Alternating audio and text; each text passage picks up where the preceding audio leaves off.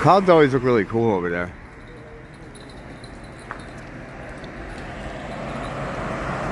That's of course where I witnessed the Project Bluebeam test. Me and my wife saw it together. There's about 10 videos here about it, because every once in a while I feel like talking about it again. So I don't know. I don't feel like it today though, because today I want to talk about Panopticom. Big Peter Gabriel fan, have been for years. I got into him in the 90s. I was into him before I was into Genesis.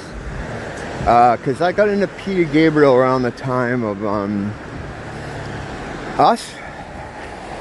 And I mean, I knew about the Genesis thing, but at that time, like most of the Western world, I was just a bit Phil Collins out, man. I just, you know, I love him now, and I can listen to any of it now, you know, but at the time, nah, I couldn't do it. I couldn't do it. It was just too much. He was too everywhere, you know, he was all over the place. But, yeah, Peter famously takes a very long time to make his music, record records. This is the longest time between studio albums now. The last album being Up, which was 2001. Or maybe 2002. I think it's 2002. Yeah. But it's really the thing with him, it's ever since he got like the big money. Like, he was always successful. He was successful with Genesis, and his solo career got off to a good start. But when he released So in '86, he got the big money. He got like FU money. So he got that FU, I'll record when I feel like it money. So from then on, the time between studio albums got more and more, it got longer and longer, you know. I think Us was like 5 years after or 6 years after So. And then it was at least that long between Us and Up. So it just kept getting longer and longer, you know. So this time now, it's like, fuck, 20 years? Yeah, it's 20, wait a minute, am I insane? No. Yeah, it's 20 years. 2002, it's 2022. Wow. But he hasn't been doing nothing. Like, he's been doing stuff, and he's released albums. He did like the Scratch My Back, I'll Scratch Yours thing, where he had other people cover his tunes, and then he covered their tunes. Then he did the orchestral recording album of some of his old songs. He did some live albums. There's been some compilations released, movie soundtrack compilation, PG. It came out with a great set a couple years back. I think it's digital only. They might have released a CD from, or CDs from it. Flotsam and Jetsam. That is great. There's a lot there. You know, if you're interested in that kind of stuff, as far as alternate mixes and B-sides and things like that. But this is the first one that has all new material on it in 20 years. And I've been seeing a lot of people do reaction videos to this song and reviews and stuff. So I wanted to talk about it a little bit, because this music reviewer, Darren Locke, I think his channel is Absolutely Darren. I'll put it up there. He pointed something out about it that no one else really has. And what he pointed out was that lyrically, the idea, the topic that he's coming with may be staler than the Barry Williams show was when he presented that in 2002. What he's talking about in Panopticom is, you know, from his explanation, having a network of people that can fight injustice by seeing what's happening on the ground. And he has a thing called Witness, which is like a thing he started which is for humanitarian kind of a watchdog for humanitarian purposes, watchdog group.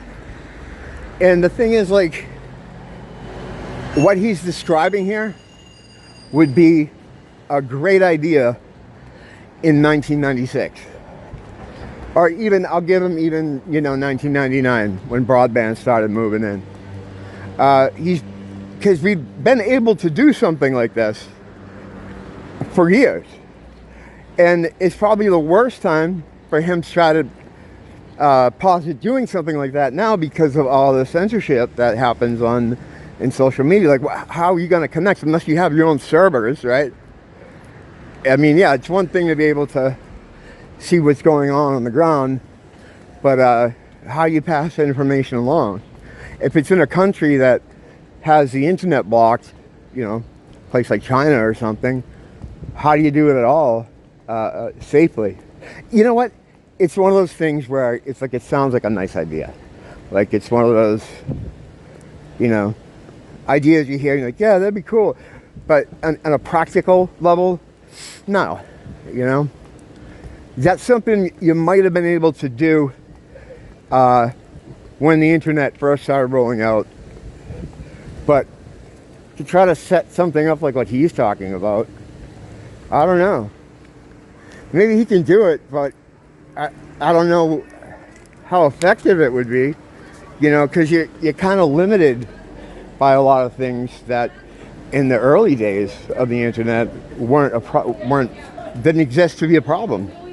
It's way harder to do something like that now than it would have been back then. So Darren was referring to it as naive, and I kind of get him with that. I understand what he's saying. But I think it's a nice thought that we're going to be able to keep our eye on human, whatever it is, human trafficking or human abuse, or in some of these countries. It's a nice idea, right? But unless you're like S.H.I.E.L.D., right, from the Marvel Comics, I don't know how you do something like what he's proposing. And then he's talking about getting the UN involved because, I mean, it's sad, but I was just going to say he's a globalist shill, but yeah, they all are. That's the other hard thing to deal with. For me, it's a hard thing to deal with. Is that any music I like, by any musician, they're all under the beast swing. All of them. If you weren't under the beast swing, you wouldn't be able to have a place where you could perform and share your music. He owns all of them, And if someone tried to explain that to me, even 5 years ago, it would be laughable. I'd be like, well, you're crazy. That's not, you know what I mean? But as time has gone on, learned more, understood things more, experienced things more. Yeah, if you're out there in some kind of public view, a performer, whether it's movies or stage plays or music, you're his. You're absolutely his. The soft-handed piano player. And when I was thinking about talking about Panopticom, I started thinking about that, like with Peter specifically. Like, I know he has occult ties and stuff. If you look at any of the guy's lyrics from over the years, the imagery, I knew it was there, but I didn't really know specifics. And I found this video series. I'm going to put the channel name up there, where they take a deep dive, like, on all the stuff about Peter Gabriel, like his sort of occult messaging with his performances and his lyrics. It's pretty cool. It's a very, very deep dive. It's like 10 parts. And they also do some on Phil, and his association with that. I mean, they have to be, right? I mean, there's no way around it. And it's my whole thing is I try to cope with it. Like, well, how satanic are they? Because what's the fucking alternative? I just stop listening to music? A lot of people would say yes, you should. I'm just not there yet. I'm not there yet. I'm still holding out like some kind of cope that you know, if I know the trick doesn't work on me, God will protect me. They're not, how are they going to get me through their messaging if I know they're getting me through their messaging? You know, if you see Houdini climb into the water tank, you see him put the key in his mouth. Well, when he breaks out, you know that the magic of the trick doesn't work on you. See, I came up with a new one to replace the rabbit one. It's good, right? So, yeah, I kind of think about it that way. Like, well, I know there's a trick. I can still enjoy it for what it is. Maybe that's not being naive, but I don't know. I don't know, man. Could I monk it? You know what I mean? Just like I've kind of got to that level with movies. I don't watch movies anymore. I haven't watched movies anymore. Haven't watched movies. I think the last movie I watched was Batman Out of Obligation, and that was terrible. Just fucking awful. That's weird though. Like the first 2/3 were great, and the last third negated the first two because that was so awful, you know. But yeah, I've kind of gotten away from that. I don't watch anything like that anymore, you know. Music's a different story. You know, music's a different story. I can't give up on it. I've been too deep. Like Genesis.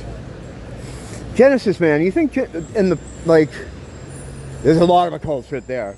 But you think about the 80s, like between the years of 1985 and 1986, like those 2 years in particular, pretty much every member of that band and the band itself had like huge success. Huge success. You had Genesis themselves, Invisible Touch album, 1986, like 4 top 10 singles, or maybe 5? Was it 5? Well, let's think about it. Invisible Touch, In Too Deep, Tonight, Land of Confusion, and there's one more. What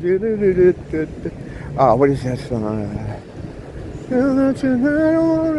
Throwing It All Away. I got there. So, yeah, super, like their biggest selling album. Super popular. At the same time, in fact, his single knocked theirs off. The number 1 spot was Peter Gabriel with So. Another, like, multi-million seller. Like, 5 singles from that, too. Big ones. You know what you had out with Big Time. Sledgehammer, In Your Eyes, Don't Give Up. You had Red Rain, too. Big stuff. And then you had Phil with No Jacket Required. Studio was on that. One More Night. Billy, Don't Use My Number. Among others. Take Me Home was on that album too, and that had Peter Gabriel on backing vocals on that. And then you had Mike Rutherford, which is Mike and the Mechanics. The Silent Running, big hit. All I Need Is a Miracle, big hit, Taken In. Steve Hackett from Genesis, guitar player. He had GTR, which was a big success. When the Heart Rules the Mind, big hit single. So that's a lot of shit. And then there was the Against All Odds soundtrack, which featured Phil with said Take a Look at Me Now, Against All Odds. Yeah, Peter is also on that album, and someone else has. Does Michael the Mechanics have a song on that too? Yeah. So anyway, between those 2 years, like they were doing everything. They were making the music, basically. They were making the music, and their sounds especially when you think of the early Phil stuff, those drum sounds, those loud booming drum sounds. A lot of the sonic architecture that Genesis used was then replicated and used in music in general from a lot of bands throughout the years after that. I want to go to Ross. Yeah, I got to go to Ross. But yeah. So anyway, Panopticom, it's all right. It's cool. Acoustic guitar, something you don't hear in a Peter song. It's that strummy acoustic guitar. It's kind of cool. There's a digging in the dirt thing happening there. I think that's Tony Levin with the with whatever that thing's called, the good stick. And then you had what else is it about that song? It reminds me of something like that he might have did in the early 80s, like the Peter Gabriel 3 album, kind of. A little bit of that sound. You know what? It's like what a lot of classic bands do when they come back with something new. It's like a mix of a lot of things. It's like a mix of a lot of the ingredients that were there for him throughout the years. So it's cool. Been walking around my house singing it. Driving my wife crazy, who then sings back to me. I'll sing Panopticom, Panopticom, and she sings back to me, butter pecan, butter pecan. So yeah, so it's getting a lot of play in our house. Yeah, he's this fucking Satanist and he's evil and fucking all that shit, but what are you gonna do? I mean, I don't know. It's a crisis, man. Like, I've been going through this for a long time. Like, how do you make that break? Is there a way to still listen to these assholes and enjoy their stuff while hating them? It's a very art in the artist thing, but on a level this is separating art from the artist, like on steroids. You know, how do you do that? Because I know what they are. I know what they're about. I know what he's about. I don't know. It's tough, man. I just kind of have to trust God, man, and just hope He'll guide me through this somehow. And I'll get to the point I'm supposed to be at. You know, that seems to be the way it's been. So I think it's going to be fine. Don't blame the teacher, blame the school.